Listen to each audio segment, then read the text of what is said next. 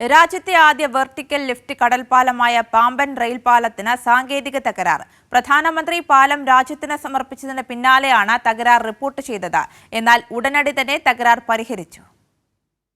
ഉദ്ഘാടനം ചെയ്തതിനു പിന്നാലെ പുതിയ പാമ്പൻ പാലത്തിന് സാങ്കേതിക തകരാർ. പാലത്തിന്റെ വെർട്ടിക്കൽ ലിഫ്റ്റ് സ്പാനിൽ തകരാർ സംഭവിക്കുകയായിരുന്നു.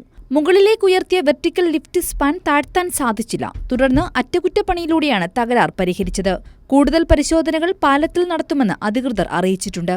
പുതിയ പാമ്പൻ കടൽപ്പാലം പ്രധാനമന്ത്രി നരേന്ദ്രമോദിയാണ് രാജ്യത്തിന് സമർപ്പിച്ചത്. രാമേശ്വരത്ത് നടന്ന ചടങ്ങിൽ മുഖ്യമന്ത്രി എം.കെ. സ്റ്റാലിൻ പങ്കെടുത്തിരുന്നില്ല. പകരം 2 മന്ത്രിമാരാണ് ചടങ്ങിൽ പങ്കെടുത്തത്. തമിഴ്നാട്ടിൽ പാക് കടലിടുക്കിൽ 2.07 കിലോമീറ്റർ ദൈർഘ്യത്തിലാണ് പാമ്പൻ പാലം നിർമ്മിച്ചിരിക്കുന്നത്. 99 തൂണുകളാണ് പാലത്തിലുള്ളത്. വലിയ കപ്പലുകൾക്ക് കടന്നുപോകാനായി 72.5 മീറ്ററുള്ള നാവിഗേഷൻ സ്പാൻ 17 മീറ്റർ വരെ ഉയർത്താനാകും. 2 റെയിൽവേ ട്രാക്കുകൾ ഉപയോഗിക്കുവാൻ കഴിയുന്ന പാലത്തിൽ നിലവിൽ ഇതൊരു ലൈൻ മാത്രമാണ് പ്രവർത്തിക്കുന്നത്. രാമേശ്വരത്തെ മണ്ഡപവുമായി ഈ ലൈൻ ബന്ധപ്പെട്ടിരിക്കുന്നു. പാലത്തിലൂടെ മണിക്കൂറിൽ 80 കിലോമീറ്റർ വരെ വേഗതയിൽ തീവണ്ടികൾക്ക് കടന്നുപോകുവാൻ സാധിക്കും. റെയിൽവേ മന്ത്രാലയത്തിന് കീഴിലുള്ള നവരത്ന പൊതുമേഖലാ സ്ഥാപനമായ റെയിൽ വികാസ് നിഗം ലിമിറ്റഡാണ് പാലം നിർമ്മിച്ചിരിക്കുന്നത്.